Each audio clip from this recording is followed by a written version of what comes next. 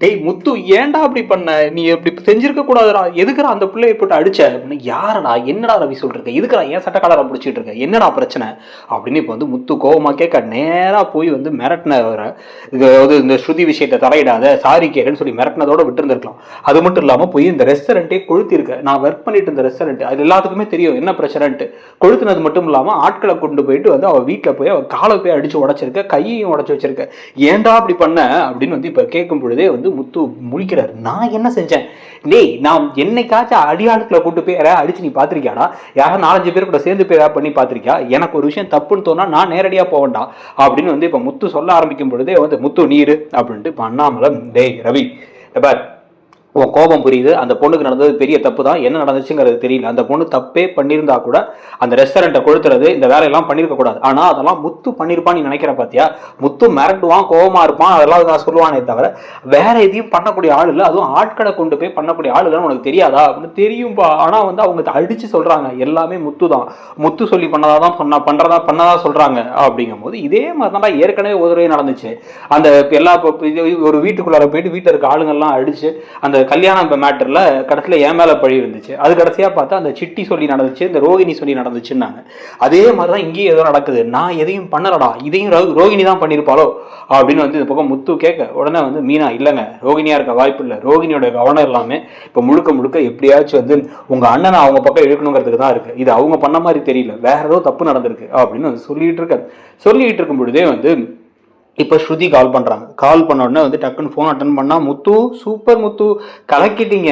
அவளுக்கு அவளை மாதிரி ஒரு ஆளுக்கு, அதுவும் என் புருஷனை வந்து என்கிட்ட பிரிக்க பார்த்தவ, என் ரவி எனக்கு வந்து சண்டை வர்றதுக்கு காரணமாக இருந்தால அவள் மொத்த ரெஸ்டாரண்ட்டும் போச்சா, சந்தோஷம் தான் எனக்கு, பரவாயில்ல முத்து, நீங்கள் என்ன செஞ்சாலும் எனக்கு தேங்க்ஸ் அப்படின்னு சொல்ல, நான் ஐயோ பலக்குரல், நான் அந்த மாதிரிலாம் எதையுமே பண்ணலை, இதை நான் பண்ணணும்னு நினைக்க கூட இல்லை, நான் அவளை மிரட்டணும்னு மட்டும் தான் போய் மிரட்டினேன் அப்படின்னா. சரி, யாரோ பண்ணாங்க, நல்லது தானே அப்படின்னா. என்ன நல்லது?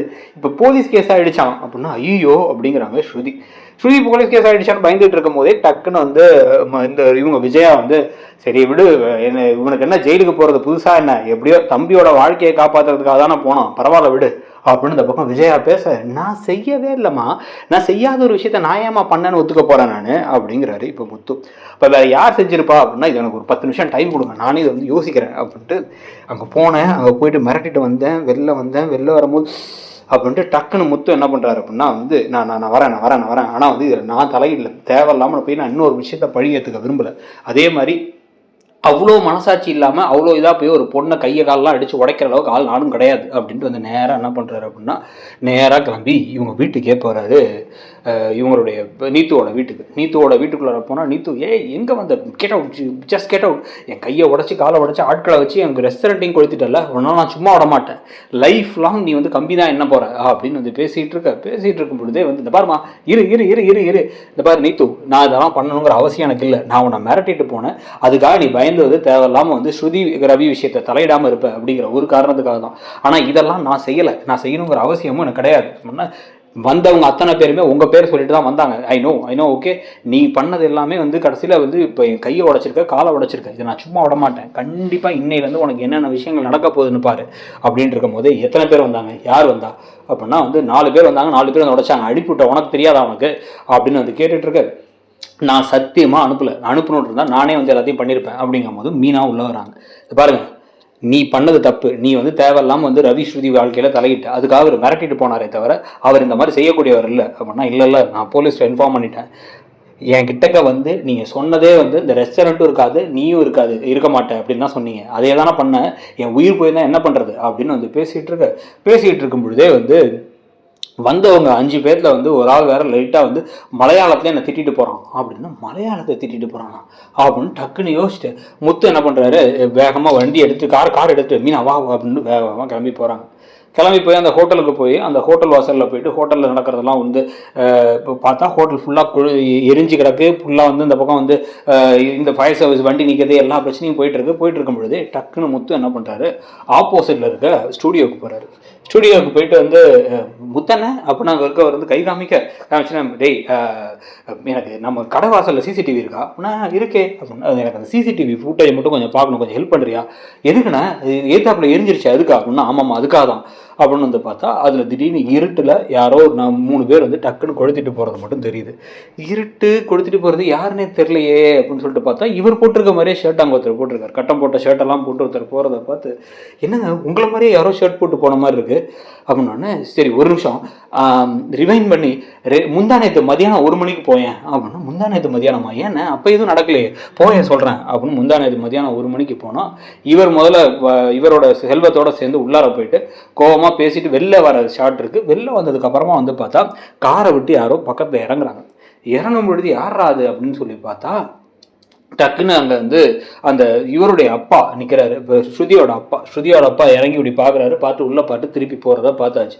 இப்போ புரியுது மீனா எனக்கு எல்லாமே அப்படின்னு சொல்லிட்டு வேகமாக இப்போ நீத்து கால் பண்ணி நீத்து நான் சொல்கிற இடத்துக்கு உடனே கிளம்பிவாங்க அப்படி போலீஸும் வேணா கூட்டுறதுனா கூட்டதுங்க தேவையில்லாமல் வந்து இன்னொரு தடவை என் மேலே பழி போடுறதோ நான் இந்த மாதிரி விஷயத்தை அதுவும் ஒரு பொண்ணு அடிச்சேங்கிற விஷயத்தெலாம் எனக்கு இருக்க தேவையில்லை அப்படி ஒரு பழியை ஏற்றுக்க தேவையில்லை அப்படின்னு வந்து சொல்லிட்டு கிளம்பி நேராக அங்கே போய் பார்த்தா அங்கே போனோடனே வந்து ஸ்ருதி வந்து இப்போ டக்குன்னு முத்து மீனா உள்ள நுழைஞ்சதை பார்த்து தேங்க்யூ முத்து தேங்க்யூ மீனா எனக்கு இப்போ தான் சந்தோஷமாக இருக்குது அப்படின்னா அந்த பாருங்கள் இது நான் பண்ணலை அது பண்ணது தப்பும் கூட அப்படின்னா எனக்கு புரியுது தப்பு தான்னு அப்படி பண்ணியிருக்கக்கூடாது இருந்தாலும் ஏன் முத்து அப்படி பண்ணீங்க சின்னதாக மிரட்டிட்டு விட்டுருவீங்கன்னு நினச்சேன் அப்படின்னு ஸ்ருதி சொல்ல நான் பண்ணல இதை பண்ணது வேற யாரோ அப்படிங்கும் பொழுது வந்து என்ன ரவுடி வந்திருக்க போல இங்கேருந்து வந்திருக்க போலீஸ் இங்கே வரதுக்கா நான் என் பொண்ணோட வாழ்க்கைக்காக ஏதாச்சும் ஒரு விஷயத்த பண்ணலான்னு பார்த்தா நீங்கள் எப்படி கேவலமாக நடந்திருக்க அப்படின்னு வந்து இந்த பக்கம் சுதாவும் இவங்க ஸ்ருதியோட அப்பாவுமே வந்து கேட்டவுடனே வந்து எப்பா சாமி நடிப்புக்கு ஆஸ்காரே கொடுக்கலாம் போல அப்படிங்கும் போது போலீஸ் உள்ளே வந்துடுறாங்க. நீத்தும் வந்துடுறாங்க.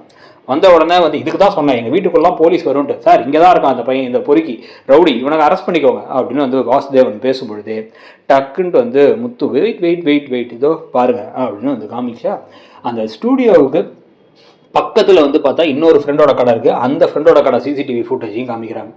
நான் 1 மணிக்கு அந்த பொண்ணை போய் மிரட்டும் பொழுது அதை பார்த்தது நீ இதோ வெளில நிற்கிறிய வெளில நின்று உள்ளே என்ன ஆச்சுங்கிறதான் பார்த்துருக்க யார்கிட்டயோ கூப்பிட்டு விசாரிக்க வேற செய்கிற.